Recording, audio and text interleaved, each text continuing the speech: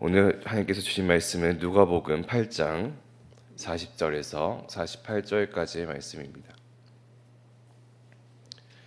누가복음 8장 40절에서 48절까지의 말씀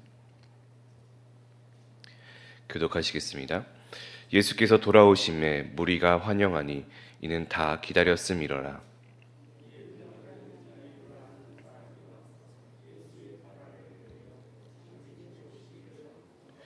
이는 자기에게 12살 된 외딸이 있어 죽어가미러라. 예수께서 가실 때에 무리가 밀려들더라.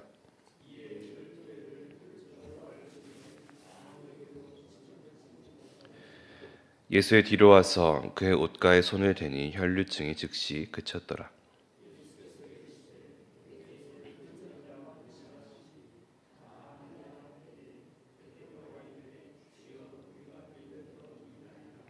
예수께서 이르시되 내게 손댄 자가 있도다. 이는 내게서 능력이 나간 줄 알미로다 하신대.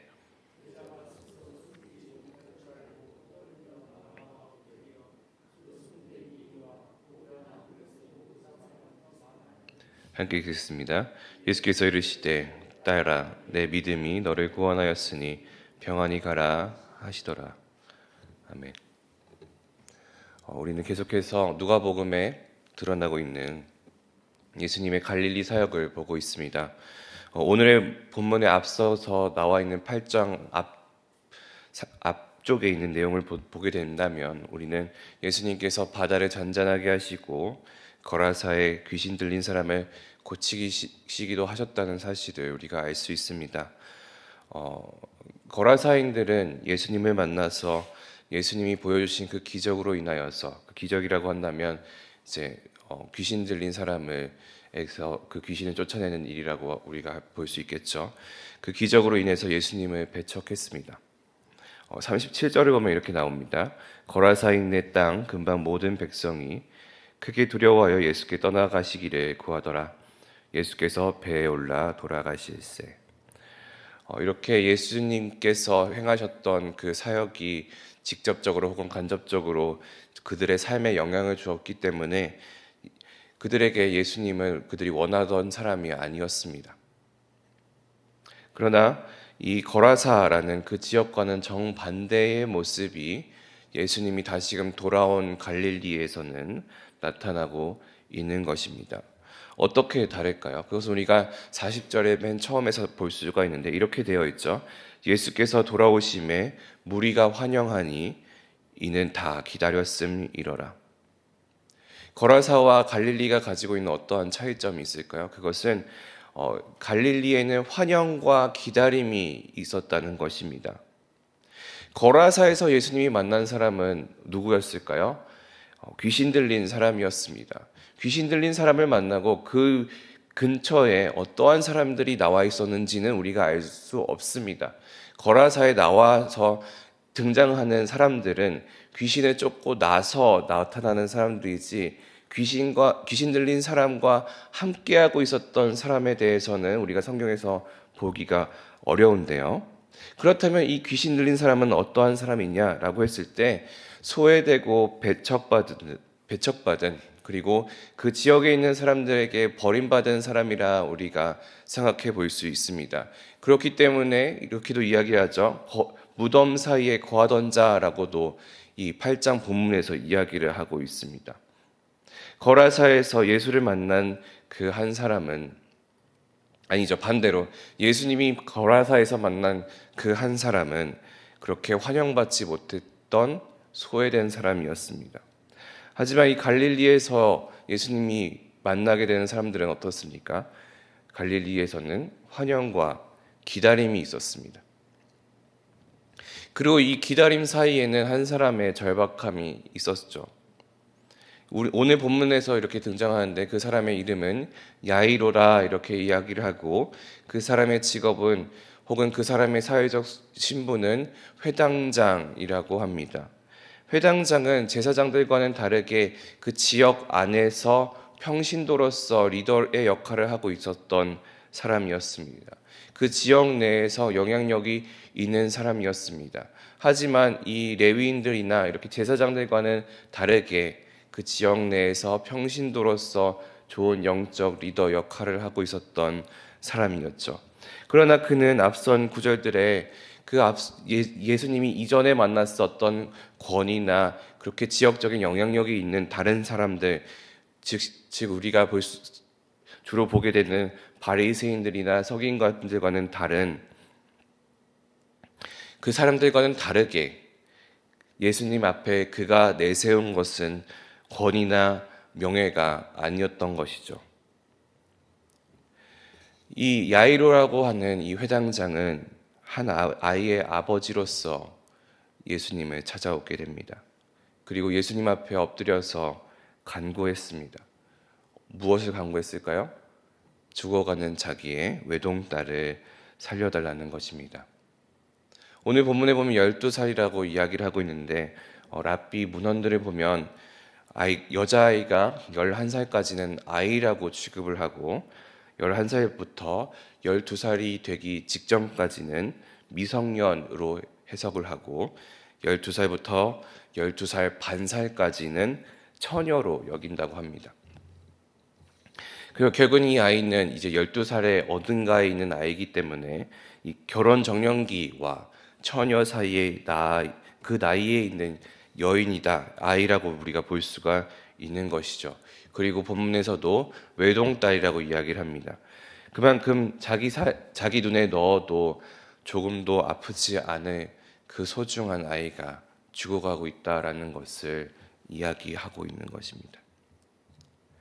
예수님께서는 그 야이로를 만나시고 그의 간구에 따라서 함께 떠나게 되신 것 같습니다. 이때 사람들이 예수님을 향해서 달려들게 되는 것이죠. 마치 우리가 뉴스나 이런 매체를 보게 되면 해외에서 국내로 입국하게 된 톱스타를 공항에서 보았을 때에 그를 더 가까이 보기 위해서 사람들이 몰려드는 것과 비슷한 모습이었지 않았을까 생각이 됩니다. 그리고 예수님을 보호하기 위해서 아마도 제자들이 예수님을 둘러싸고 있었을지도 모르겠죠. 어쨌든 예수님은 야이로를 만나고 그 딸을 살려주기 위해서 그 인파를 뚫고 나아가는 일을 하셨어야 됐을 것입니다. 그리고 이때 한 사람이 등장하게 되죠. 43절인데요. 이에 12회를 혈루증으로 앓는 중에 아무에게도 고침을 받지 못하던 여자가 등장하게 됩니다. 12회 동안 12년 동안 혈루증을 앓던 여자입니다. 어떤 방식인지는 모르겠지만 오랜 동안 자궁에 출혈이 있던 여자입니다. 우리가 구약에 나와 있는 율법들을 보게 되면 알 수 있지만 그 생리를 비롯하여서 여자들이 하혈을 하거나 생리를 하거나 자궁에 출혈이 있는 것은 상당히 불경한 일입니다. 이 불경하다는 것은 그 사람을 가까이 해서는 안 된다는 것이죠. 그것을 피해야 되는 것이 일반적인 믿음을 가지고 있는 사람들의 행동입니다. 그런 여자는 어떠한 취급을 받았을까요?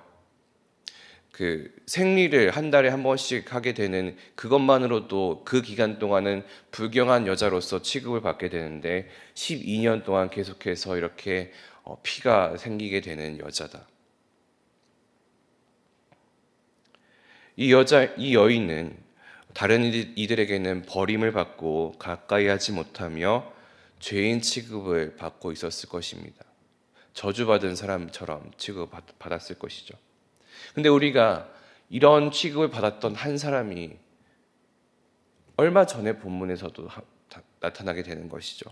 누구였을까요? 이 거라사에 귀신 들린 한 사람이었습니다. 그도 이 여인처럼 소외되고 버림받고 누구도 가까이 하지 않으려 했었습니다. 그리고 이 혈루증 걸린 여인에게도 그 귀신 들린 사람과 같은 동일한 기적이 일어나게 되죠. 44절입니다. 예수의 뒤로 와서 그의 옷가에 손을 대니 혈루증이 즉시 그쳤더라. 예수님께서는 무언가를 느끼셨습니다. 본문에서도 능력이 나갔다라고 이야기를 하셨는데 일반적인 우리로 치면은 갑자기 어느 순간 기력이 훅 빠지는 그런 느낌이 있었을지 않았을까 우리가 생각해 볼 수 있겠습니다. 예수님께서는 물었습니다. 나에게 손댄 자가 누구냐? 나에게 손을 댄 자가 있었다.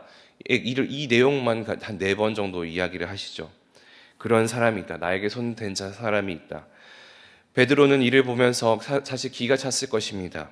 인파가 이렇게 말려들고 우리가 선생님을 보호하려 한들 어떻게든 이 다른 사람들과 부딪히려고 할 수밖에 없을 것인데, 그리고 우리가 이 사람들을 뚫고 나가기 위해서는 어쨌든 이 다른 사람들, 이 갈릴리에 있는 사람들과 부딪히거나 만짐을 당하거나 이런 일들이 있을 수밖에 없는데, 그 중에서 예수님이 나를 만진 사람이 한 사람이 있다. 그 사람을 찾아달라라고 이야기하는 것은 일반적인 상식으로는 불가능한 일이죠. 마치 우리가 출근할 때 지하철, 출근하고 있는 그 수많은 인파 속에 있는 지하철 사람들 중에서 내가 누구와 부딪혔는지, 누가 나와 어깨를 부딪혔었는지를 확인해 달라라고 이야기를 하는 것은 거의 불가능한 일에 가깝기 때문입니다. 그 예수님과 부딪히거나 예수님을 만졌던 한 사람이 제자들 중에 한 사람일 수도 있고, 아무런 의도 없이도 그냥 다른 바깥에 있는 사람들에 밀려가지고 그렇게 된 거일 수도 있고, 혹은 우연하게 그렇게 됐기 때문에 예수님이 특별하게 만져짐을 당했다라고 생각하실 수도 있다라고 생각했을 수도 있죠. 그렇기 때문에 베드로는 이렇게 이야기했었던 것입니다. 주여, 무리가 밀려들어 미나이다. 사실 예수님께서는 이 사람이 누구인지 몰라서 물어보는 것은 아니었습니다. 다만 이런 말을 하면서 이 12년 동안 혈류증을 앓던 여인이 스스로 공개된 자리로 나오게 하려던 의도가 있었던 것입니다. 그리고 그녀의 믿음을 확인하게 되는 상황이죠. 이 여인에게도 사실은 어떠한 믿음이 있었을 것이라 생각해 봅니다. 내 손이 이 예수라는 이 유명한 선생님의 옷자락에 닿게 된다면 지금까지 소문에 있었던 이 사람이 행했던 많은 기적들이 있는데 나도 그 기적의 일부를 맛볼 수 있지는 않을까, 나의 이 병이 낫게 되지는 않을까라는 그런 믿음이 있었을 것이라 생각됩니다. 어떤 사본에는 이렇게 되어 있고, 우리가 가지고 있는 성경책에서도 괄호를 치면서 어떤 사본에는 이렇게 되어 있다라고 되어 있는 성경책을 가지고 계신 분들이 있으실 것입니다. 거기는 이렇게 되어 있죠. 그녀가 의사들에게 가산을 다 허비하였다. 12년 동안 이 여인은 자기의 저주받은 육체를 치료하기 위해서 수많은 의사를 만나고 그 의사들을 만나서 돈을 다 써버렸을 정도였지만 그녀는 낫지 않았습니다. 그만큼 이 저주받은 삶에서 벗어나고자 하는 욕망이 가득했었던 것이죠. 그만큼 절박했었던 것이죠. 일상으로 돌아오고 싶었을 것입니다. 자신은 지금 이 공동체 안에서 더러운 사람으로서, 저주받은 사람으로서 일상적인 생활을 할 수 없었던 사람이었습니다. 이 불경하고 저주받은 사람으로서의 삶을 더 이상 하고 싶지 않았을 것이고, 세상 앞에서 당당히 서 있었고 싶었을 것입니다. 사실 예수님이 계신 그 곳까지 가는 것 자체도 쉽지 않았을 것입니다. 왜냐하면 다른 사람들의 시선이 있었을 것이기 때문입니다. 오늘 본문에서 말씀드렸죠. 환영하고 기다림이 있었던 곳이 예수님이었습니다. 그만큼 갈릴리에 많은 사람들이 함께 기다리고 있었고, 그리고 그 사람들은 대부분 일반인이었을 거잖아요. 그러면 이 저주받은 한 사람을 어떻게 바라보고 있었을 것일까요?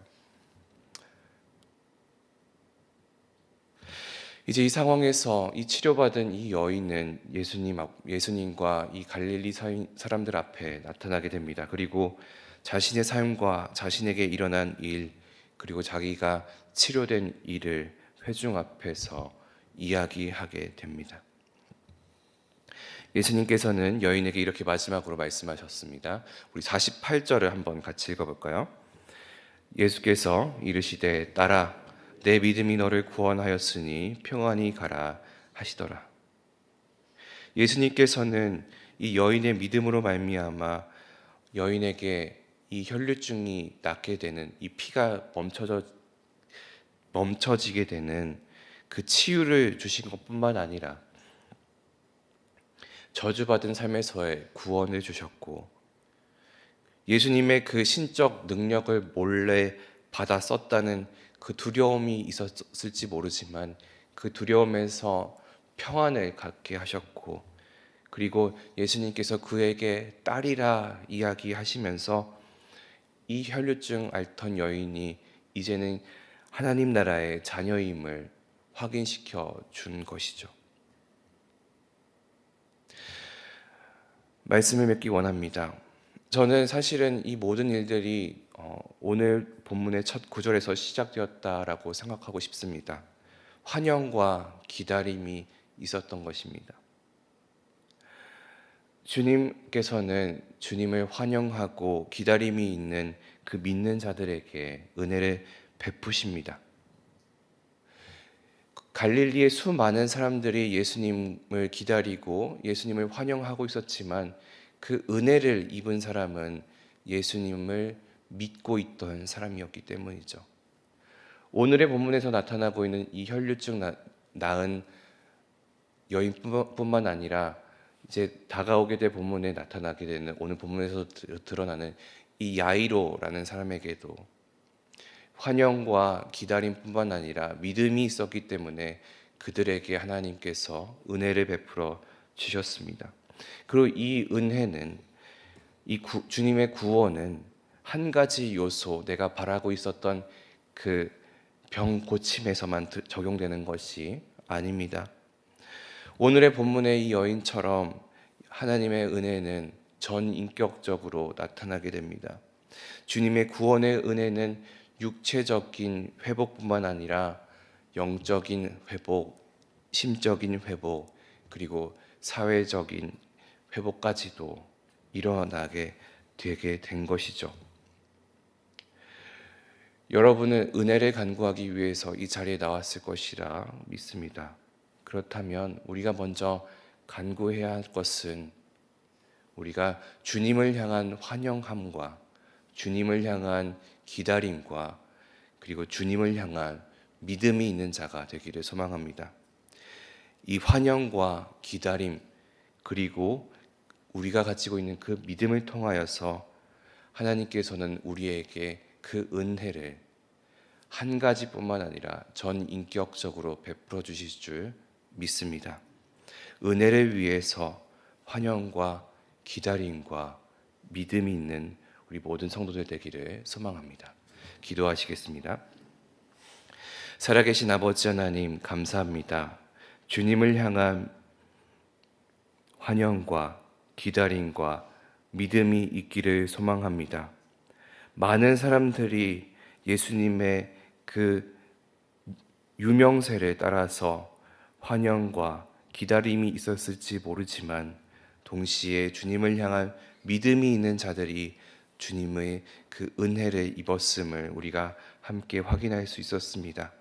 하나님, 우리의 삶 안에서 하나님을 향한 환영과 기다림뿐만 아니라 온전히 아버지 하나님께서 나의 삶의 문제를 해결해 주시고 은혜 베풀어 주실 분이라는 그 믿음을 가지고 주님 앞에 나아오는 우리 모든 심령들 되게 주님 인도하여 주시옵소서. 주님이 베풀어 주신 은혜는 우리가 기도하는, 우리가 간구하는 한 가지뿐만 아니라 우리의 삶의 모든 것을 변화시킬 그 전인격적 은혜임을 우리가 깨닫게 하여 주시고 그러한 은혜를 간구하는 우리 모든 심령들 될 수 있도록 주님 인도하여 주시옵소서. 감사드리며 살아계신 예수 그리스도의 이름으로 기도합니다. 아멘.